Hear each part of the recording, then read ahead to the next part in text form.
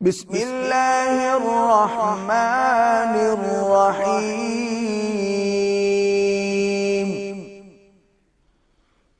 ألم تر كيف فعل ربك بأصحاب الفيل؟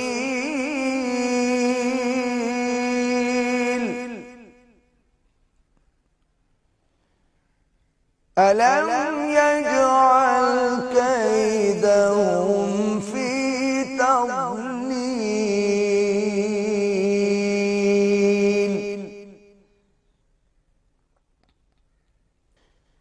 وأرسل عليهم طيرا أبابيل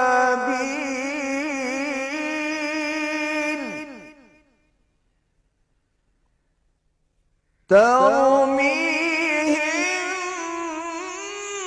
بحجارة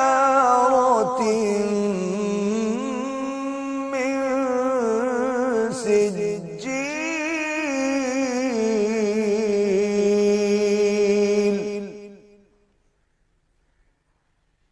فجعلهم كعصف مأكول.